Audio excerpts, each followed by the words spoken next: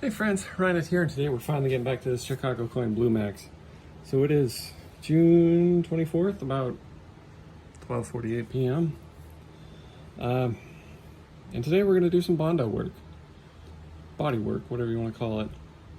Now, fair warning, it is like 97 degrees outside, so I'm a little trying to motivate myself to actually be out here. And two, I suck at Bondo, so we're gonna give this a go. I'm probably not gonna film myself doing it as much as showing the results because I'm terrible at this and there are much better people to follow if you're trying to figure out how to do this. Yeah, last time I made a giant mess with it and it worked out all right. It just took forever to sand it because I had clumps and stuff, but as you can see, this cabinet has been through the ringer with, if you know what that is. So we've repaired the back in the previous videos, built a new head for it, and here we are. So I was gonna use wood filler, but there's kind of big chunks missing. So I got it close, but we need Bondo to kind of make it work. But let me get the crack in here and we'll see what it looks like.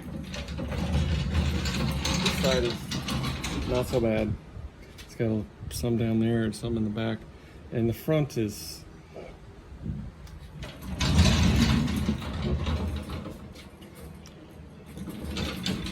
not terrible. It's missing a chunk down there, which probably should use resin for it, but yeah, it'll be all right. So, yep, let's give it a shot. We'll see how it turns out. All right, that wasn't so bad. Actually, that all-purpose Bondo works a lot better than like automotive body filler Bondo. I even think there's like a wood one. So, but it's way overdone.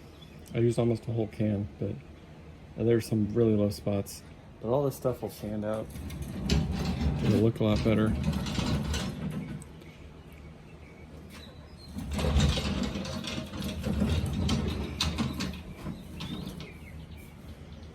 The cabinet itself, I'm so glad it's just all places that the veneer came off. I wasn't too worried with the back, but we did a little bit there. The neck here, we made pretty simple, straightforward. Glop a lot on there and then we'll smooth that out. Alright. I think the trick is don't use too much hardener, because when you do that, it gets hard immediately and you don't have time to work with it. So we'll let this dry for, I think it said like 25 minutes, but we may do it tomorrow. I don't know. We'll see how creative we get. But for right now, I'm going to pull the head out here and we'll start sanding on it. All right, just so you remember, this is how we left it. We put wood filler here. I should have used edge banding, but I didn't even think about it. And then just filled in the holes. So I think I got 80 grit. We're just gonna go over it, smooth it out, and maybe hit it with 120 and see what it looks like. All right, that didn't take too long. It's pretty smooth.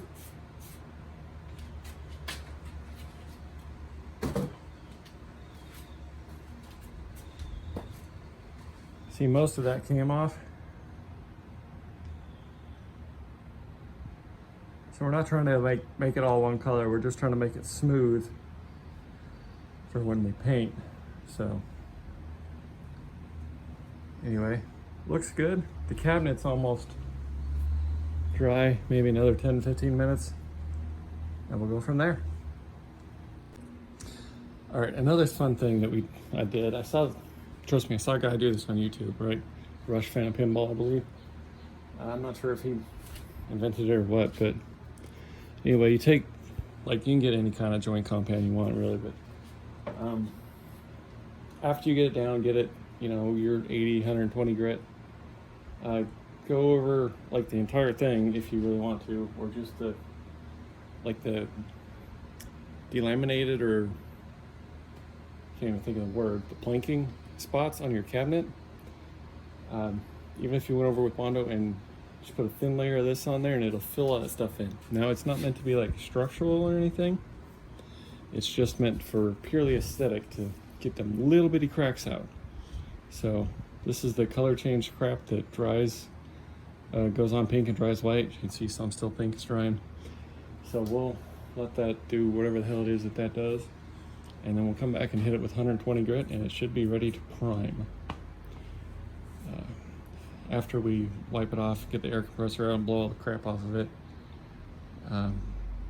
should be good to go. But I think right now our cabinet we're going to look at, and we're going to start sanding, see how that turns out. All right, honestly, it says this stuff is supposed to dry in like 15 minutes, and it's been on here for like an hour and a half, and it's still tacky. So I think the heat and humidity is getting to it. So we may have to pick this up tomorrow, because I think if I tried to do it now, it'd just gum up my sandpaper. Anyway, I guess it won't be long for you. For me, it'll be a half a day. All right. Okay, people, it's still a day. I just went for it. Not too bad.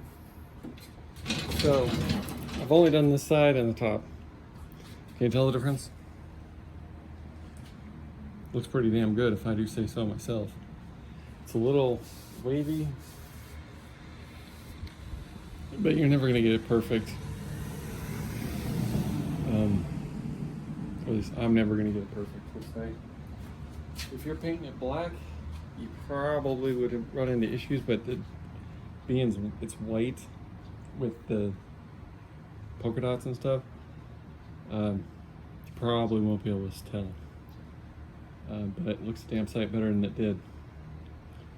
So what we're gonna do, we gotta do the front, back, and the other side. Although I think this side was by far the worst, so hopefully my tingling arthritic hand here and my random orbital sander over there get along long enough to get this done. So we're gonna do that. We're gonna go over it with this is a 60, and then we're gonna go over with 80. We're gonna put that joint compounder on this, and then we're gonna go in because it's hot and I'm tired and my hands hurt. I'm old. Ugh. Okay, people. Move you back a little bit. Oh, my tripod just fell apart. Okay, professional. Okay. So we got it all done. Sanded with 60 and then 80 all around. Veneer.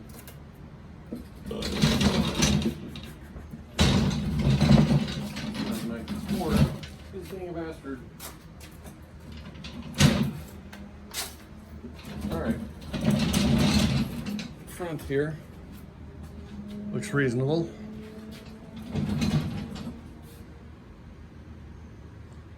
Side here. Stand the other way.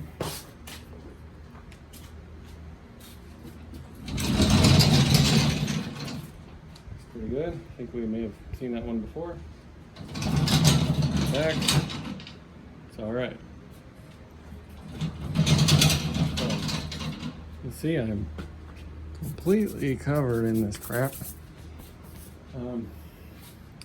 So yeah, we're gonna take that, it's up here, the joint compound, go over it. This side isn't bad. The other one is pretty planked, as is the front. So we're just gonna go over it with a thin layer. We'll leave it, and tomorrow we'll hit it with 120 and clean it out and primer it. So let's do that. All right, we went around it with the joint compound everywhere. So see, everywhere that's pink is kind of a low spot, and or like this. So it just gets in and evens out all the laminate here. I can even feel it. Just now it's a lot smoother than it was a minute ago, even after sanding forever. So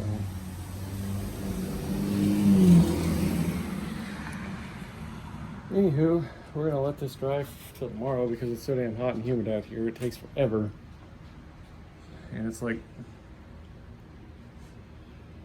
after 4 o'clock and it's hot. I'm ready to go in. So we'll pick this up in the morning. And like I said, we'll hit it with 120 and we'll prime it and we will finally feel like we have done something. All right, here we are the next morning, June 25th. And I guess I need to clean all that crap out of there, but I wanted to show you what the drywall putty does. So places like here where I couldn't even tell that was there. It fills that in, all this little stuff. Like here, I saw that, that's a CNC remnant. Back here, I thought that was flush. Obviously it wasn't. Just little stuff like that that you're gonna notice when you paint it. I mean, you can see a little here, it evened it out. There's some, you know, the dust off in the cracks that the putty didn't get, right here, down in here. So it just makes it a much better finish. See, there's little bits here. It just evens all that out. So just hit it with 120. I'm gonna vacuum it off. Actually, I'm gonna get like a screwdriver and knock all that crap off. And we're gonna get a vacuum it out, and we'll be ready to paint. All right, we got her sanded down with 120 grit and wiped down and vacuumed out a couple times. You can see it just helps even it all out. I mean, you wouldn't even know, like, this stuff is real wood, or original wood, and it's wavy. So this part right here is probably the worst of it, or the thing that's going to look the worst at the end. So it is hot and miserably humid out here today. But the next part is I need to transfer this onto my paint cart, and I forgot that I need to build something for this to paint the heads on. So we'll see about that. I don't have any more casters, but we can at least build a stand for it. So let me do that and we'll start priming. All right, I built this little cart pretty much the same as this one. I need to get casters so I can wheel it around and some bolts to secure the head to it. It's all right. It's just, it's not in quite the right place, forward or backwards, to where it balances. And if I think it start to wheel it around, it'll topple off. So look at that. You know, next time we go to Lowe's or something. But I gotta go. I'm gonna lay down a tarp, and we're gonna prime this bastard. Let's do this. All right, here's the deal. So I got me some of this Kilz original. We'll use that to prime it.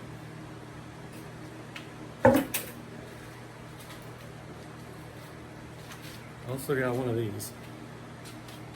Last time I tried to use one of these things, it pissed me off so bad I just used a brush.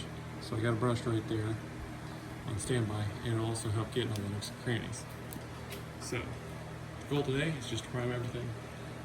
I won't bore you with me priming. We'll come back when it's done. All right, got it done. So, I ended up just using the roller. It worked good. I did not get in there with brushes because good enough for the girls were dating, and the spray can will cover up all the creases when we go to actually painting it. I did do between 2 and 3 coats, and keep in mind when you go to like try and wash that off, it's like doesn't come off with water, and you just smear it all over yourself like an idiot. So yeah, it worked pretty well and it looks awesome. But that blue Bondo telegraphs through pretty good, so that's why it took so many coats. Now you don't have to use primer, but it used like 1/3 to 1/2 gallon on this whole mess. And you can imagine how many spray cans of white that would be to cover up the stuff. But normally I wouldn't paint the actual like bottom. I probably do the wood parts, but not the base, but you know, some animals got in here, used it as a toilet, and then moved on a little bit. So, I mean, at least cover up the smell. That's what Kilz is for, right? So keep in mind, this is just the primer. This is not the final, but it looks pretty good. You see it's a little wavy down there, but it's all good. It does have the orange peel. So we'll, once it dries, hit it with, I don't know, 400 or something a little bit, just flatten it out. But honestly, you probably won't have to because the spray can will take care of most of it.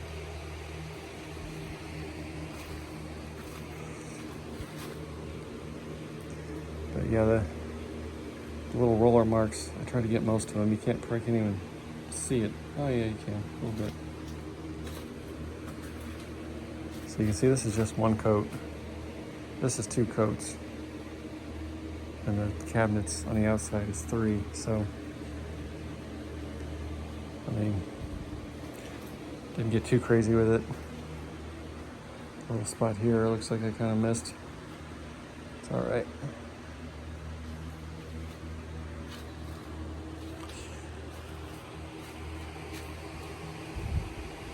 Plenty of freaking projects everywhere. Here's a light board. I primed the bottom of it a little bit, let it dry, flipped it over, did the top a couple times. And I didn't get too crazy with it. Spray can, I'll have to get in and we'll call it good. Smart person would have painted it and then put the things on.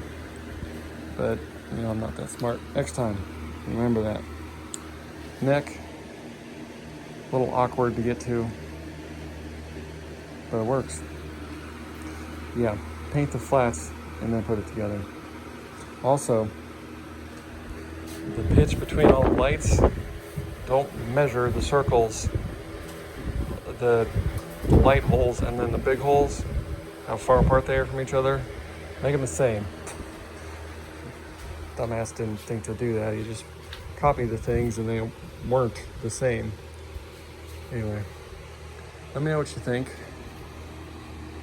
Keep it real, and next time we'll, like say, hit it with 400 and then put the base coat on and see how far we get. All right, keep it real. Thanks for watching. Later.